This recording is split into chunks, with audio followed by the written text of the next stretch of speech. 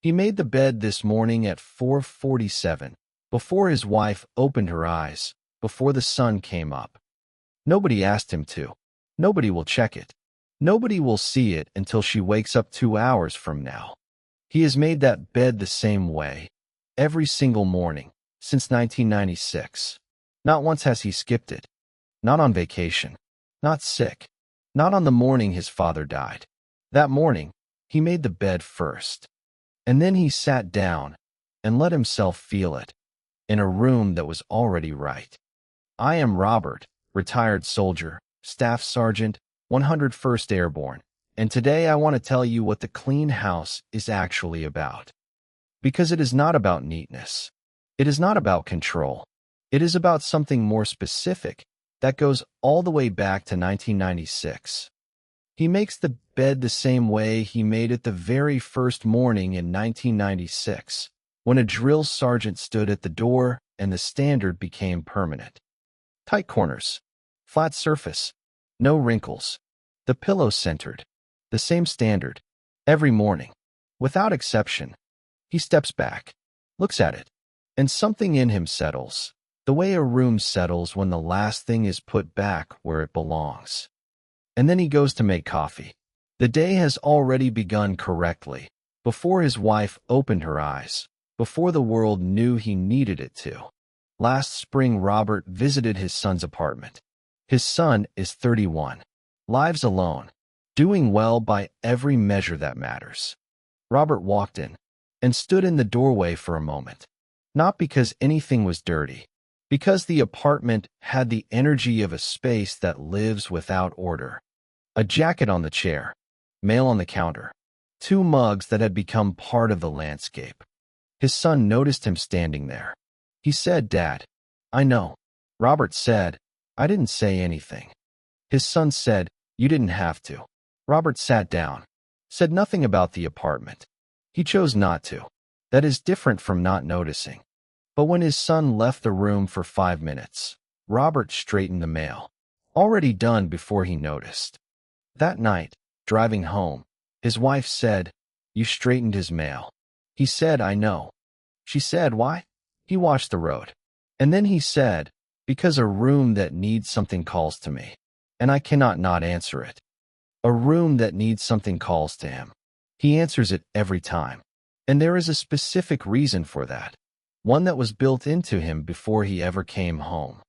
Researchers call this environmental mastery, the specific need to have order in your immediate environment for psychological stability. Not a pathology, not a disorder. The deeply human response of a man who needs one thing in the world to be, always, exactly right. In a civilian home, environmental mastery is a preference, a comfortable way to live, something that makes the counters clean and the mornings easier. In military service, environmental mastery was the difference between finding what you need in the dark and not finding it. A clean, ordered space is a space where you can find what you need in 4 seconds, in the dark. And in a space that is perfectly ordered, the one thing that should not be there stands out immediately. The order does the work. The clean room was never about cleanliness. It was about survival. And the body that learns survival that way does not stop speaking that language. Dr. Carol Riff at the University of Wisconsin spent decades studying what she called the 6 dimensions of psychological well-being. One of the 6 dimensions, environmental mastery, the ability to manage and arrange your surrounding environment to meet your own needs. She found environmental mastery was one of the strongest predictors of long-term psychological well-being in adults. Not a symptom, a strength. The man who needs his environment ordered is not a man with a problem. He is a man whose well-being is deeply connected to the world around him. The clean house is not a compulsion. It is a psychological anchor. The one corner of the world that is always, without exception, exactly right. Dr. Kathleen Voss at the University of Minnesota studied the effect of physical environment on cognitive function and decision-making. She found that people in orderly environments showed significantly better focus, clarity, and decision-making quality than people in disordered environments. The made bed. The clean counter. The ordered kitchen. Not neatness. Tools. The same tools that kept his mind sharp when sharp was the difference between going home and not. The man who spent 22 years making decisions where quality determined who went home built something permanent between order and clarity.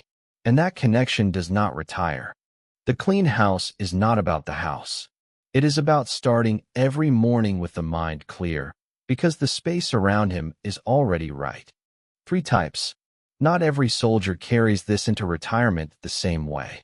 You have been at least 2. The early morning man. He is up before the house. Always. Not because he cannot sleep. Because the first hour belongs to the order. Makes the bed. Wipes the counter. Puts away the one thing left out. The first mission complete. His family knows not to leave things out the night before. Not because he asked them. Because they have watched him fix it every single morning for 20 years, silently, before they were awake to see it done. The straightener. He does not clean with intention. He cleans the way other people breathe, without deciding to. He walks through a room, and things move into their correct position without him stopping. His wife stopped mentioning it in year 4. Now she just watches, and smiles, and says nothing. She watches him walk through the kitchen, touching nothing dramatically and straightening everything, and finds it somewhere between endearing and remarkable. The inspector. He does not just clean. He checks. After cleaning, he walks through each room with the eye of a man who has been through inspections where the cost of failure was real. The one thing that is not right. He always finds it. He always fixes it. Then, and only then, the room is done. His children used to straighten their rooms before he came home. Not because he punished them, because they knew he would find the one thing. Which one are you? The early morning man, the straightener, or the inspector? Drop it in the comments right now. Here is what nobody says. The clean house is not about cleanliness.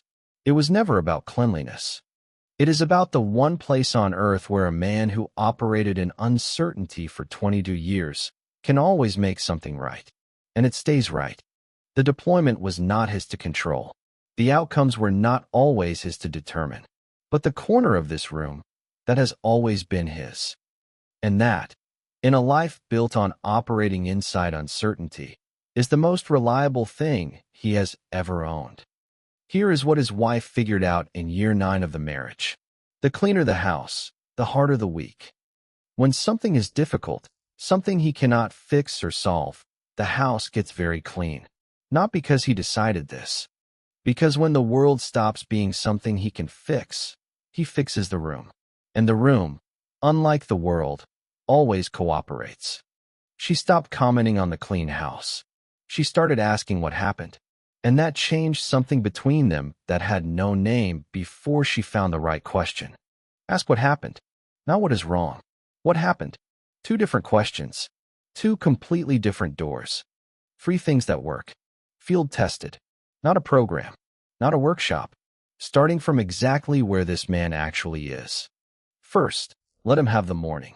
The first hour before the house wakes up belongs to the order. Do not take it from him. A man who begins each day with a mission already won walks into the rest of the day differently. The first one already in his pocket before the world knew he needed one.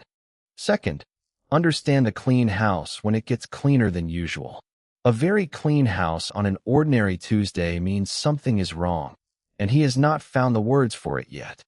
Ask what happened, not what is wrong. What happened? Those are different questions with completely different doors.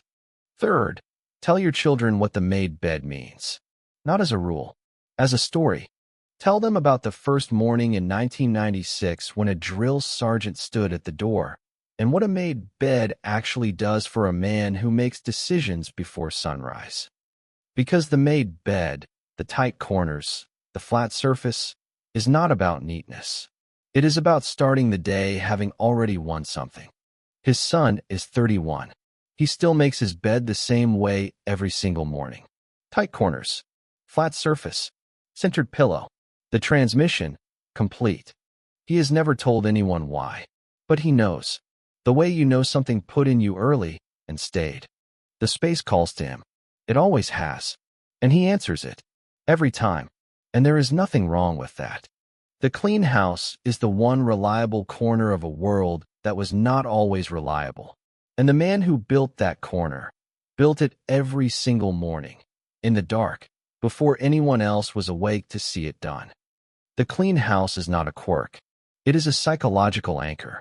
And the man who finally understands that stops apologizing for the made bed and starts understanding what it has been doing for him since 1996. 4:47 in the morning. The house is dark. His wife is asleep. The bed is made. Something in him settled.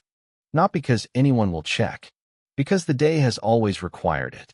And a man who spent 22 years answering what was required does not stop answering when the uniform comes off. The uniform came off. The made bed did not.